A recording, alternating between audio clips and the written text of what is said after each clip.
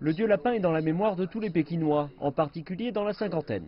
Traditionnellement, le culte du dieu lapin est une activité favorite des enfants durant la fête de la mi-automne dans la ville, représentant des vœux forts de santé et de prospérité familiale. Elle fait désormais partie de l'un des éléments du patrimoine culturel intangible de Beijing. Zhang Zhongqiang insiste dans la préservation de cette tradition.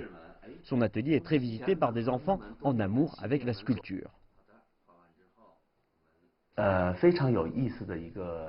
Les plus âgés apprécient le dieu lapin en raison de leurs souvenirs d'enfance. Désormais, de plus en plus de jeunes l'apprécient, en particulier ceux qui ont étudié et vécu dans des pays étrangers. C'est différent des autres objets et cela permet de transmettre l'héritage culturel de cette zone. La légende dit qu'il y a bien longtemps, il y a eu une épidémie dans le nord de la Chine que les docteurs ne sont pas parvenus à soigner. Donc la déesse de la Lune a envoyé son lapin sur Terre pour guérir la maladie. Depuis lors, le dieu lapin est célébré par les locaux qui souhaitent avoir une bonne santé. Il existe très peu de sculptures du dieu lapin encore existantes aujourd'hui. 5 sont conservées dans la cité interdite. Aujourd'hui, le style culturel est bien plus diversifié, plus coloré et imprégné des traits de nouvelles ères.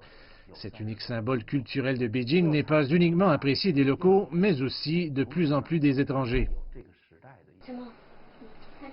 La sculpture peinte sur terre cuite est un jouet préféré des enfants pékinois depuis le XVIIe siècle. Mais avec la variété dont disposent les enfants du monde d'aujourd'hui, il sera de plus en plus difficile pour les parents de conserver l'intérêt de leurs plus jeunes. Nous aimons peindre des dieux lapins. Dans notre classe artistique, nous faisons des peintures en général. Nous espérons pouvoir peindre des dieux lapins dans notre cours artistique. Cela a beaucoup de sens pour les enfants qui peuvent apprendre et participer à l'ancienne culture de Beijing. Ils sont le futur et donc ils doivent transmettre cet esprit.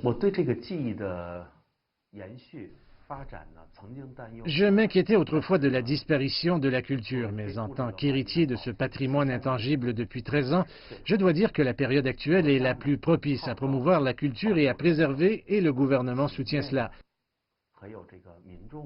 Et ce retour du dieu lapin rassure Zhang d'une tradition qui vivra encore de nombreux festivals de la mi-automne.